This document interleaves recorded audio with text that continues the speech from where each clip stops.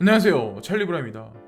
시세가 되게 약세 흐름으로 가니까 여러분들 마음도 되게 많이 안 좋으실 거예요. 이러다가 엄청나게 폭락해가지고 내 자산이 엄청 줄어들 거 아니야? 근데 어, 글쎄요, 모르겠어요. 사람마다 이제 그런 게 되게 시장에 이제 반응하는 게 되게 틀리긴 하겠지만 저를 비롯해서 이제 지금 이 고인물이라고 하시는 분들 있죠. 이 암호자산 시장의 희망회로를 돌리시는 분들.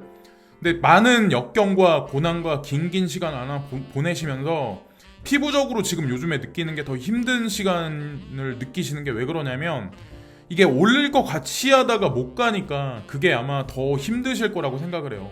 사실 수치적으로 따졌을 때는 엄청나게 마이너스 난 건 아니거든요. 예전에 비하면 변동성이 예전에 비하면 그렇게 많이 커진 건 아니에요. 지금 현재 이제 장세가. 근데 어쨌건 그걸 먼저 말씀드리면서 참 머리가 참 비상하구나. 이 전체적인 시장을 조율하는 이 세력이란 사람들이 시세는 엄청나게 폭락은 안 시키고 있는데 사람들은 패닉 상태로 만들었다는 자체가 되게 저는 그들이 뭐 전문 트레이더들 뿐만 아니라 그 이면에는 뭐 심리학자나 이런 사람들도 되게 많이 포진해서 다 같이 주기적으로 회의를 해서 이 시장을 들었다 놨다 한다고 생각을 해요. 단지 시세 조작뿐만 아니라. 자, 그리고 이더리움에 관해서 말씀드리려고 하는데 갤럭시 디지털이 이 차트를 올렸어요. 그래서 이거를 뭐 이게 좋다, 그래서 뭐 엄청나게 올라갈 거다라는 얘기보다는 그냥 정답만 얘기하는 거죠.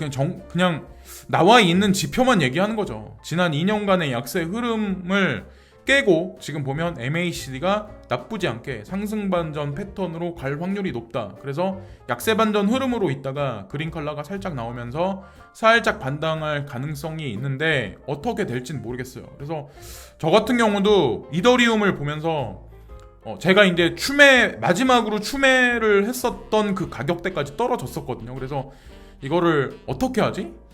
뭐 이걸 다시 조금 팔까 아니면 어떻게 할까 이런 생각을 했었는데 그냥 홀딩하고 있었어요. 그래서 어떻게 될지 한번 지켜보시고 이더리움이 어떻게 가면 이제 알트코인들도 다시 반등이 있을 거라고 생각하고 FATF 권고안이 아직까지 뉴스가 나온 건 없어요. 지금도 아마 회의를 진행하고 있을 텐데 그레이스케일 자산운용사에서 G캐시나 이런 익명성 코인에 관해서 트래블 룰이 어떻게 적용될지에 따라서 이들 코인의 가격대도 분명히 반영이 되게 많이 틀려질 거라고 이제 생각을 하고 있고, 다른 코인들이 상대적으로 되게 약세 흐름을 잇는 동안 XRP 같은 경우도 2.8에서 2.7로 줄었죠.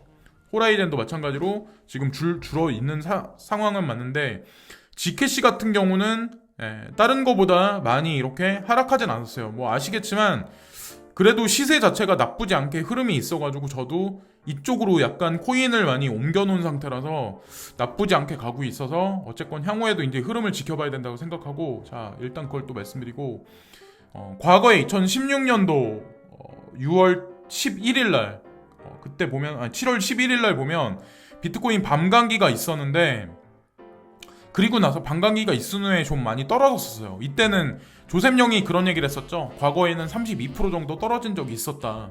그래서 이때도 하빙이 있은 후에 5월 8일이구나. 5월 8일 날 있은 후에 그 다음에 많이 조정이 있을 거다. 근데 그렇게 많이 생각보다 조정이 많이 있진 않았었어요. 근데 제가 드리고 싶은 말씀은 뭐냐면 하빙이 있은 후에 횡보나 약세 조정 흐름이 있는데 그 과정을 거치면 이렇게 상승하는 어떤 그런 패턴이 나오곤 했거든요. 그러니까 이번 하빙뿐만 아니라 그 이전의 하빙도 마찬가지였고, 그래서 앞으로도 그런 상승세가 있을 텐데 단기적으로는 약세 흐름으로 갈지 횡보로 갈지 어떻게 갈지 모르겠지만 중장기적인 관점에서 보면 그냥 투자할 만한 시장이다라고 하는 거에 관해서 아마 반박하시는 분은 아마 없을 거예요. 지금 전 세계 이제 거대 자본 세력이나 이런 사람들이 계속해서 지속적으로 이쪽으로 몰려오고 있다는 거에 관해서 인식하지 못하시는 분들은 아마 없을 거라고 이제 생각을 합니다. 근데 다만 틀린 건 이때는 하빙이 있은 후에 패턴이 이제 거대 상승이 이렇게 급작스럽게 있었는데 앞으로는 저는 이 기울기가 이거보다는 없을 거라고 생각하거든요. 그때보단 가격대가 워낙 많이 올라와 있기 때문에. 어쨌건 그걸 또 한 가지 또 말씀드리고, 자 그리고 제가 이제 한 가지 드리고 싶은 말씀이 뭐냐면 우리는 하이 리스크 하이 리턴이라는 생각으로 가상자산에 투자를 하고 비트코인이 1,000만 원이 넘는 돈에 그 가격대에 매집하시는 분들도 분명히 있을 거예요. 근데 가격이 올라갔기 때문에 매집한다고 저는 생각을 하거든요. 과거에 비트코인이 10,000원이었을 때, 50만 원이었을 때, 그때는 여러분들이 내가 비트코인을 사야지, 내가 암호자산 시장에, 가상자산 시장에 투자를 해야지 생각을 했었을까요? 그런 사람이 과연 몇이나 될까요? 저한테도 이때 이제 투자했을 때 내용이 없잖아요. 지금보다 내용이 없어요. 2020년에는 뭐 디파이가 어떻느니, 세계에서 뭐 리플 코인을 코모디티로 하니, 뭐 시큐리티로 하니, 뭐 증권 시장에서 뭐 어떻게 하니, IPO가 어쩌느니, 이런 ETF가 어쩌느니, 이런 얘기가 나돌고 있는데, 그리고 많은 매스미디어사들이 여러 가지 뉴스를 쏟아내기 시작하는데, 이때는 진짜 없었어요. 거의 없었죠. 코인텔레그래프, 코인데스크 외에는 거의 없다고 보시면 돼요. 그리고 한국에서는 땡그리가 하는 그게 있어요.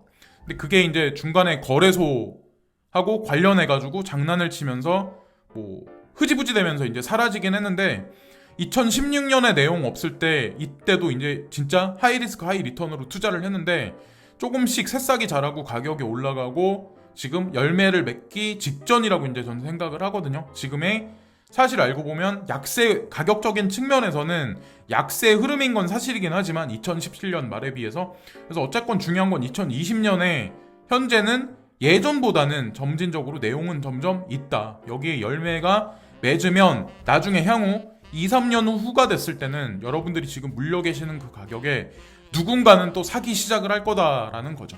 저는 이제 그렇게 생각을 하거든요.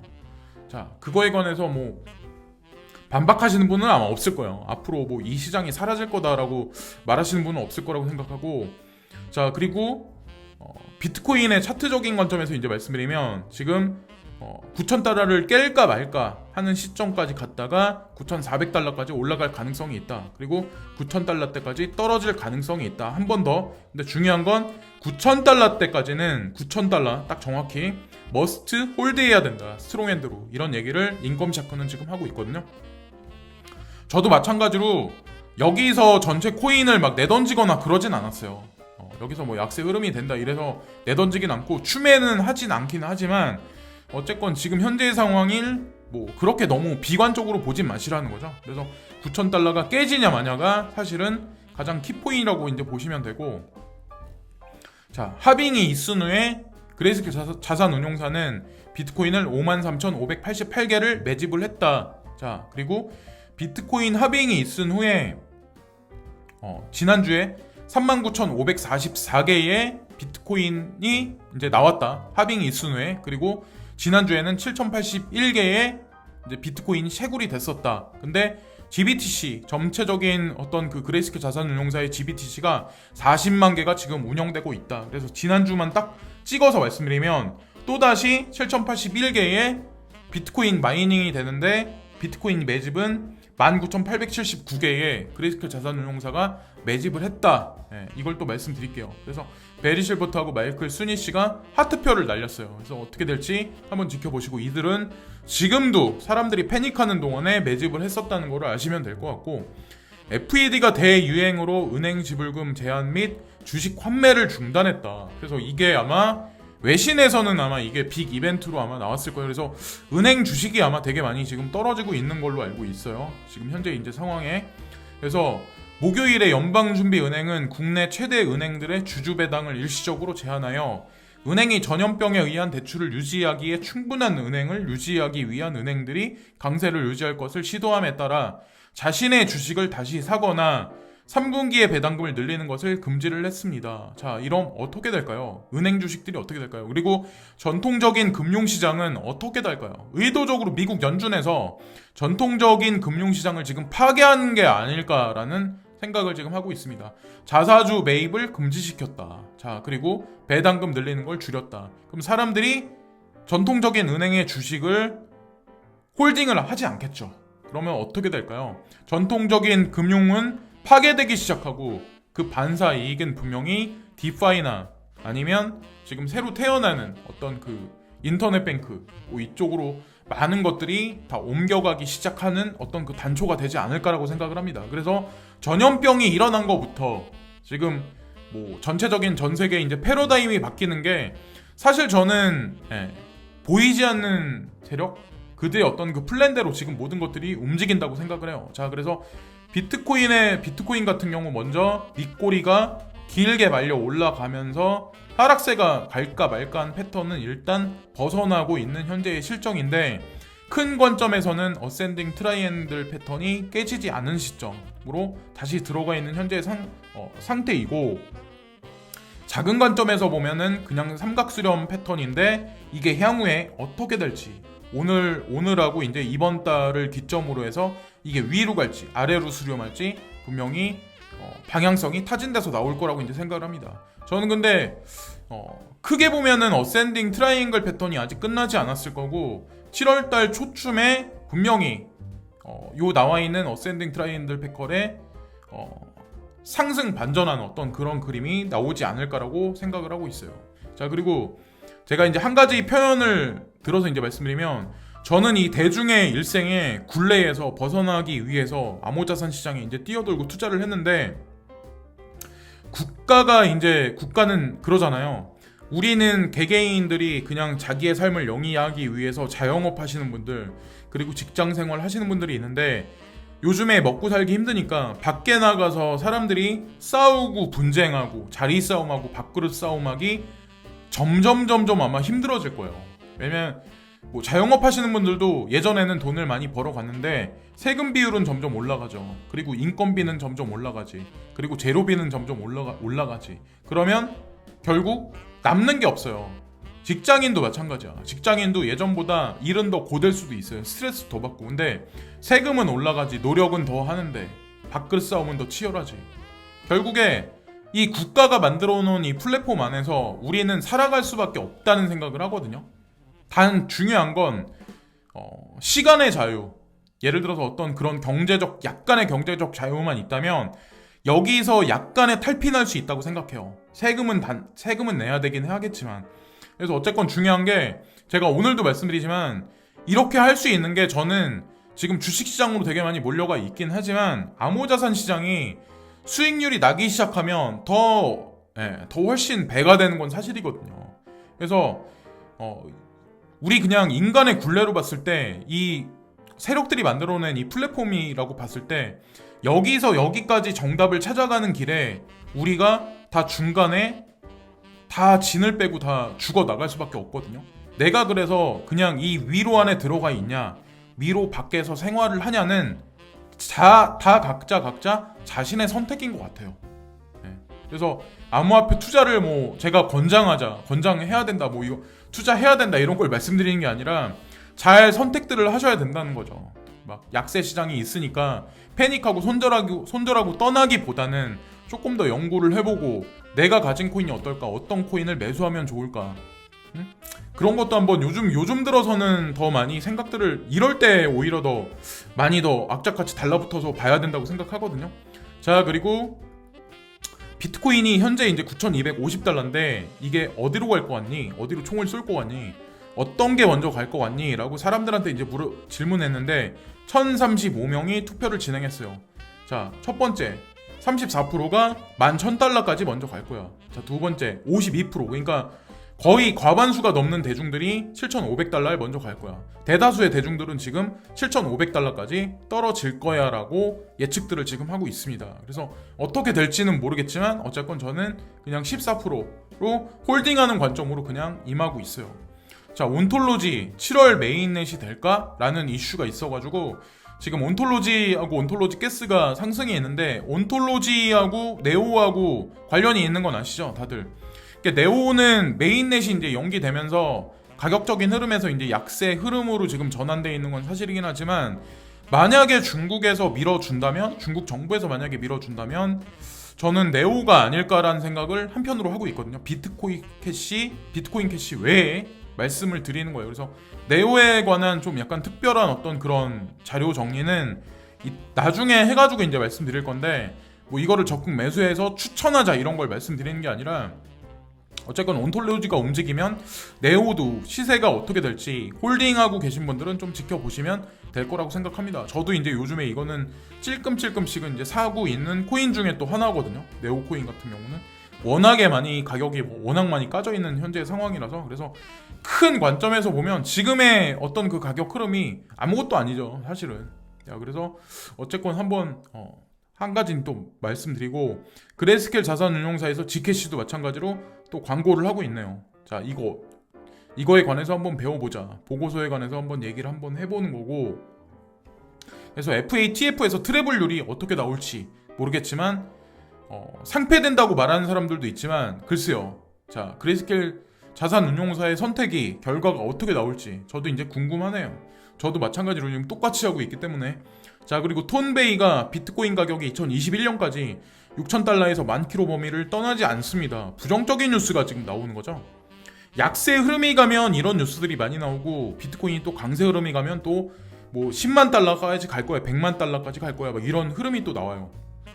그래서 만약에 오늘 저녁까지, 내일 새벽까지 만약에 이런 약세 뉴스가 폭락할 거다라는 뉴스가 많이 나오면 시세는 아마 반대로 갈 확률이 높다라고 이제 생각을 합니다. 이 사람도 지명도 있는 인물인 건 사실이거든요. 톤베이스도 6월 출시를 위한 최신 이더리움 2.0 테스트넷이 구현되고 있다. 0.12의 테스트넷을 시작하라는 요청에 전체 이제 개발자들이 동의를 했다. 그래서 최신 이더리움 2.0 테스트넷 반복인 알토나는 6월 29일 월요일에 출시될 예정입니다. 라는 뉴스가 나왔는데, 어쨌건 이더리움이 차트상 아직까지 깨진 상태는 아니라고 생각을 하거든요. 저도 이제 이더리움 앞으로 이제 7월달로 가면서 나쁘지 않은 어떤 그 가격대가 분명히 나올 거라고 생각하고, 그것으로 인해서 알트코인이 향후에도 이제 나쁘지 않게 흘러갈 거라고 생각을 합니다. 다만 이제 중요한 게 오늘 밤하고 내일 새벽 사이 비트코인이 어떻게 움직일지가 관건이라고 일단 생각을 하고 있습니다. 자, 그래서 일단 알토나는 스테이킹하고 직접적인 어떤 그 관련이 있는 테스트넷은 아니다라는 걸 말씀드리면서, 일단 스텝 바이 스텝으로 하나하나 지금 옮겨가고 있는 거는 맞다라고 이제 보면 되실 것 같아요. 그리고 비트코인에 관한 어떤 그 옵션이나 선물에 관한 만기가 6월 26일 날 오전 8시, 전 세계 시간 8시니까 오늘 밤 정도가 되겠네요. 오늘 저녁 정도가 될 거고, 그리고 CME 선물 같은 경우는 그 오후 3시라고 하는 거 보니까 제가 아까 말씀드린 대로 오늘 저녁부터 내일 새벽까지가 아마 트리거가 나오는 그런 영향이 있을 거고, 만약에 영향이 없다면 7월달 초에 아마 전체적인 흐름을 쥐락펴락할 수 있는 비트코인의 방향성이 나올 거라고 생각을 합니다. 일단은 이더리움 같은 경우는 차트상 아직까지 깨지지 않고 나쁘지 않은 흐름이기 때문에 어쨌건 지켜보시면 될 거라고 생각해요. 그래서 어쨌건 비트코인보다는 이더리움이 조금 더 수익률이 좋지 않을까, 저는 이제 그렇게 지금 저도 몰아가고 생각을 하고 있기 때문에 일단 그거를 말씀드리면서 이번 영상은 마치겠습니다. 불안한 장세 속에서 뭐 밤에 이제 잠들 잘 못 주무시는 분들이 있는데, 스트레스 받고 불안해 하시기보단 이럴 때는 그냥 놔버리는 것도 좋아요. 그냥 편하게 주무시고 그냥 편하게 생활하시고 스탑 루스만 걸어 놓으시고 그렇게 지내시면 어떨까라는 생각을 합니다. 구독과 좋아요 끝으로 부탁드리고요. 오늘도 지금까지 시청해주신 모든 분들께 진심으로 감사를 드립니다. 끝까지 포기를 하지 마시고, 지난 뭐 거의 한 3년이 거의 다 돼가는 것 같은데, 3년인가요? 횟수는 3년이구나. 하여튼 뭐 여기서 포기하면은 진짜 저는 죽도 밥도 안 된다고 생각하거든요. 매사 무슨 일을 하든 마찬가지로 끝장을 봐야죠. 여기까지 왔는데. 구독과 좋아요 끝으로 부탁드리겠습니다. 감사합니다.